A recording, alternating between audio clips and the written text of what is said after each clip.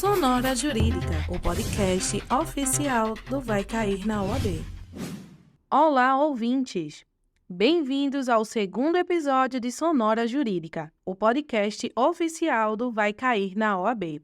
Eu sou Maia Santos, apresentadora do programa, e hoje nós vamos conversar sobre um assunto que tem repercutido bastante no universo jurídico: recuperação judicial. Você já ouviu falar sobre esse tema? Entende um pouco dele ou ainda está meio perdido? Se você não sabe ainda, continua aqui com a gente, porque nós temos aqui nos nossos estúdios a professora Natácia Mendes, que também é advogada e atua nessa área, e vai explicar um pouco para você sobre do que se trata e responder uma grande pergunta que paira no ar. A associação civil pode se submeter à recuperação judicial? Bem-vinda, professora. Obrigada pelo convite, é um prazer estar aqui com vocês mais uma vez, simplesmente uma honra. Muito bem, também é uma honra para a gente lhe receber, né, ter você aqui, sempre muito bom, sempre muito gostoso e sempre com ótimos esclarecimentos, que é o que hoje a gente vai fazer aqui no Sonora Jurídica. Professora, para iniciar, eu queria trazer para os ouvintes, né, que estão aí do outro lado, nos ouvindo, do que se trata uma associação civil. Você poderia exemplificar? Sim, a associação civil, né, é uma associação, uma junção de pessoas sem fins lucrativos para um determinado tema, um determinado objetivo. Um exemplo assim muito cotidiano que a gente pode trazer é a associação de moradores, né, que tem nos bairros.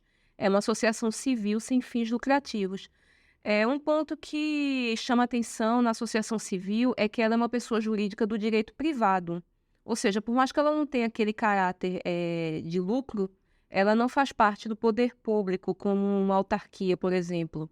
Ela pertence ao direito civil, por isso que é um ramo aí do direito civil e também do direito empresarial, né? Constituindo ali a questão do direito privado. Entendi. E o que que isso tem a ver, na verdade, com recuperação judicial? Como é que esses caminhos se cruzam? Pois bem, recuperação judicial é um assunto que está muito em voga, né? Por conta até de uma grande varejista e uma grande livraria, né? Que recentemente aí declararam recuperação judicial.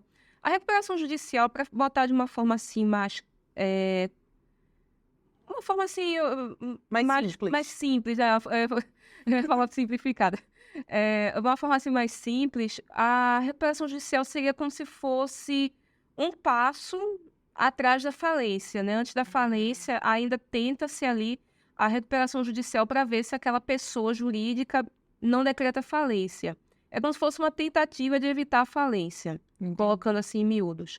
No caso da associação civil, tinha uma espécie de um limbo ali, né? Se ela poderia ou não estar se submetendo à recuperação judicial, porque é uma pessoa do direito privado, né? Como uma empresa, por exemplo, porém não tem fins lucrativos. Então ficava uma discussão muito grande assim entre os tribunais se ela poderia ou não estar se submetendo ao regime de recuperação judicial. E o entendimento bem recente, né, tipo muito recente mesmo, do Tribunal de Justiça de São Paulo, trouxe que não, né, que a associação civil ela não pode estar se submetendo à recuperação judicial. Isso vai gerar uma série de desdobramentos mesmo assim, futuros, porque isso vai impactar em outros casos que vão começar a surgir daqui para frente. Entendi, mas na explicação, na justificativa, né, o que que caracteriza, o que é que faz de não poder solicitar, né, fazer esse pedido de recuperação judicial?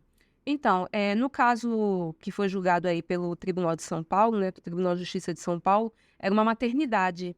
Essas maternidades, né, associação, que são sem fins lucrativos. Sim. E a maternidade estava ali pedindo regime de recuperação judicial.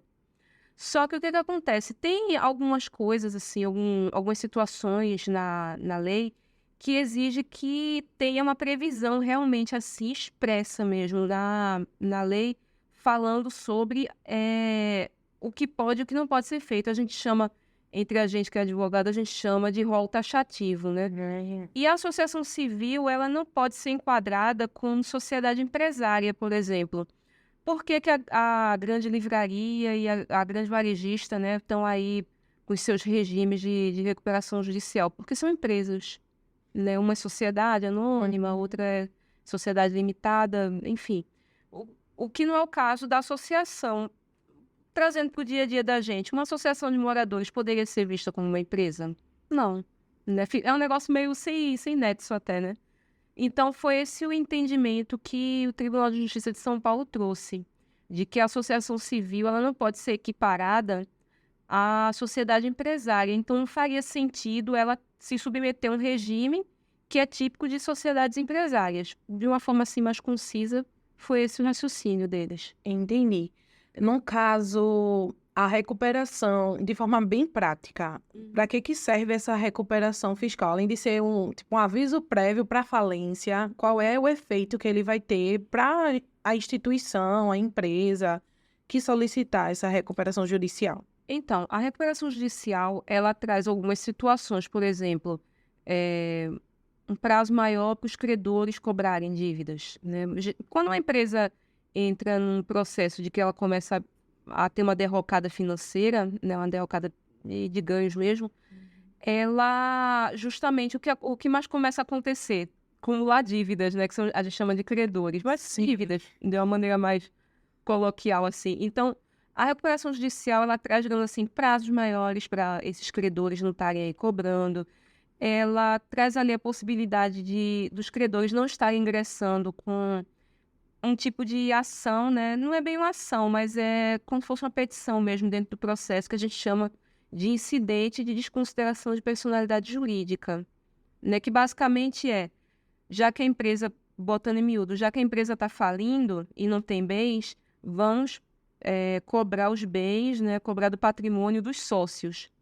Então, a recuperação judicial, ela evita por algum tempo, né? Enquanto a empresa está ali naquele regime de recuperação judicial, que esse tipo de coisa aconteça, né? Que prejudique os sócios, digamos assim. E mais uma vez, trazendo para o caso da associação civil, não faz muito sentido, porque se ela não tem fins lucrativos, qual seria o sentido da gente estar botando ela em recuperação judicial? Entendi. Não teria realmente, na Não verdade. teria, fica um negócio meio esquisito, assim, se você olhar direitinho. Mas tem um outro caminho para poder essas associações civis terem, não sei, para ter esse mesmo benefício que empresas teriam através da recuperação judicial. Tem algum meio que a associação civil buscaria para poder ter, sei lá, esse maior tempo para conseguir dar conta, né, dos seus credores, não sei como é que funciona, então, para esse grupo, essas questões. Então, no caso das associações civis, já que elas não podem estar se submetendo à recuperação judicial, nada impede, né, que a associação venha se dissolver, né, venha deixar de existir. Por exemplo, nós somos uma associação de moradores, mas não estamos conseguindo coexistir, não estamos conseguindo pagar o aluguel da associação e tal. É melhor que ela se desfaça. O entendimento parece uma coisa assim meio brusca, mas o entendimento seria basicamente esse. Se ela não tem condições de coexistir, ela se desfaz, mas não entra em recuperação judicial. O caso dessa maternidade, né, lá de São Paulo, até tem um ponto interessante, que uma vez o Congresso, né, teve a chance de incluir a associação civil, né, no rol ali dos ativos que poderiam estar pedindo recuperação judicial, mas o próprio Congresso, na época, não votou a favor disso. Então, já é uma tendência não só do judiciário, mas também do próprio poder legislativo mesmo, né? Da própria Câmara e tal. O entendimento acaba sendo que não. Que não. As pessoas não enxergam como algo que faria sentido você estar submetendo uma associação civil a um regime de recuperação que é típico de sociedades empresárias. Entendi. E como esses assuntos, né, em quais disciplinas eles aparecem e como eles podem aparecer no exame de ordem? Acredito que na primeira fase, não sei se na segunda. Eu acho que na segunda, assim, pelo menos eu não vislumbro muito caindo na segunda. Não é que não vai cair, né? Mas não é Não uma é comum. possibilidade, não é muito comum assim, não é muito viável. No caso da primeira fase, o aluno pode ver esse assunto tanto em direito civil, né, ali na parte de empresas e tal, direito empresarial, né, mas dentro ainda da disciplina de civil, quanto no próprio direito empresarial propriamente dito, né? Então, por exemplo, eu posso estar ali na parte geral de direito civil, falando de pessoas jurídicas do direito privado, e ali dentro falar assim, a associação Zezinho e Luizinho, ela vai se submeter à recuperação judicial. Você já sabe que naquele enunciado tem um erro, ou naquela alternativa tem um erro, porque a associação civil não pode estar ali se submetendo a algo que é de regime empresarial. E na parte empresarial, no próprio estudo mesmo de sociedades e tal, se por acaso a questão der uma mesclada, falar a sociedade anônima e a associação civil fulaninha de tal estão submetendo, ali também vai ter um erro. Sempre que trouxer uma possibilidade onde a associação civil estaria se submetendo a um regime de recuperação judicial, seria ali uma alternativa ou um enunciado que estaria errado, né? Justamente para testar o aluno, para ver se o aluno realmente tem um conhecimento mais aprofundado na matéria, se o conhecimento dele é um pouco mais raso, enfim. Seria algo nesse aspecto. Entendi. E como é que o estudante que está aí do outro lado, nos escutando, pode se preparar para essa primeira fase? Porque, assim, nosso podcast, gente, assim como todos os outros conteúdos do Vai Cair na OAB, está aí para lhe ajudar a entender como você vai fazer sua prova. Então, é importante pontuar, né? Como é que esse estudante que está aí se preparando para o 39, porque os estudos já devem já estar caminhando, Com certeza. como é que ele vai fazer para poder se preparar para essa prova, para essas questões que pode cair, né? Lá em empresarial, lá em civil, que estão andando, né, de mãos dadas. Andam muito de mãos dadas. Foi até bom você ter trazido esse gancho, porque realmente civil e empresarial são duas disciplinas que elas andam assim muito ligadas uma à outra. E agora com esses fatos recentes, né, recuperações judiciais, falência, junção de empresas também, né, tem empresas aí que estão se juntando para formar grandes conglomerados, então tudo isso pode estar caindo na prova da OAB. O conselho que eu dou é o seguinte: primeiro, olhe provas anteriores, né? Porque as bancas geralmente elas repetem esses padrões, né? Não é que ela não repete a questão, mas ela pode repetir ali um padrão e tal, e você já se acostuma com o estilo da banca. Qual é o estilo da FGV? Ela conta ali no enunciado uma historinha e te dá as alternativas, né? E você ali vai escolher qual que é a viável para aquela questão. Primeiro ponto que eu falo é: mantenha-se sempre estudando, vendo as provas anteriores, treinando, resolvendo mesmo questões. E segundo, é o aluno realmente seguir o Vai Cair na OAB, porque quando eu era OABeira, eu seguia e, graças a Deus, deu tudo super certo, assim, tinha muita dica mesmo, assim. Tá vendo, gente? É isso que eu tô avisando a vocês. Sigam Vai Cair na OAB para vocês continuarem se preparando muito bem. Exatamente. Já estive um dia no lugar de vocês aí, e as dicas do Vai Cair na OAB, elas são bem concisas, assim, então tem essa facilidade até do aluno, principalmente o aluno que concilia estudo com trabalho, né, não tem ali muito tempo e tal, que eu acho que é a realidade da maioria dos estudantes, né, nos dias de hoje, essa conciliação de trabalho, estudo, família, enfim. Também é importante que o aluno identifique qual estudo ele rende mais, porque tem pessoas, por exemplo, que se identificam mais com videoaula, que gostam mais de assistir videoaula. Tem pessoas que gostam mais de ler, né? Ler e ficar ali lendo lei seca, por exemplo. Tem pessoas que o estudo com lei seca funciona mais. Tem pessoas que gostam de estudar por livro esquematizado, tem pessoas que gostam de estudar por Memorex, tem pessoas que gostam de estudar por tabelas. Então, é interessante o aluno fazer justamente esse reconhecimento do que rende para ele, né? Porque uma fórmula certa, assim, não, faça isso e você... Uma fórmula certa, assim, não existe. O que existe é o aluno saber com o que ele se dá melhor, né? Tem pessoas que são mais visuais, tem pessoas que são mais auditivas, assim, né? Então, o aluno se conhecer e ver qual estudo é mais proveitoso, assim, né, para ele, e usar aquela metodologia, mas sempre resolvendo questões de outras provas. Assim, isso é uma coisa que realmente a gente tem que trazer muito, porque às vezes o aluno tem o conhecimento, ele sabe, mas ele não está acostumado a resolver questões, e quando chega no dia da prova, muitas vezes não tem digamos assim, um aproveitamento tão bom quanto o conhecimento que ele de fato tem. Entendi. E para finalizar, né, caminhar aqui nossa conversa para o final, eu queria saber, Nath, quais são os artigos ou leis que eles vão precisar dar uma olhadinha para entender como funciona a recuperação judicial, como aplicar, porque isso aí é super importante para quem vai fazer as provas, ou até mesmo no dia a dia de quem já está aí trabalhando, está no início da sua carreira. Eu acho que é sempre bom ter essa reciclagem.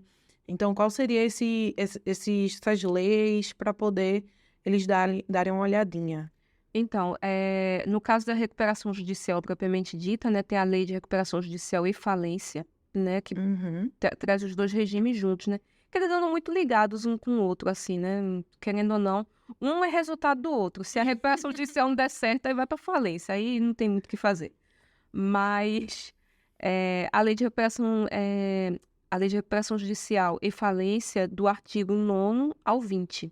É o que eu indico pro aluno. Não é que ele vai estudar só isso, mas que ele dê uma focada melhor nesses artigos, porque eles são mais recorrentes, tanto em provas de OAB quanto de concursos públicos. Ótima dica, que ela ainda já deu aí um desdobramento. Recurso, gosto assim. Eu acho que deu para entender bem o assunto, deu para a gente explicar. Acredito que você que está aí do outro lado tenha entendido um pouco sobre o que significa tudo isso, o que pode aparecer de casca de banana no seu exame de ordem. Exatamente. Então é isso. Muito obrigada, Natácia, por estar aqui com a gente mais uma vez, por trazer, né, esse conteúdo que foi bem interessante para todos os nossos ouvintes. E eu espero lhe encontrar outros momentos aqui para a gente conversar mais. Eu que agradeço a confiança e, pessoal, sigam Vai Cair na OAB, que eu seguia e hoje estamos aqui. É isso aí mesmo. Gente, ficamos por aqui. Até o nosso próximo Sonora Jurídica. E eu espero vocês. Tchau, tchau. Sonora Jurídica, o podcast oficial do Vai Cair na OAB.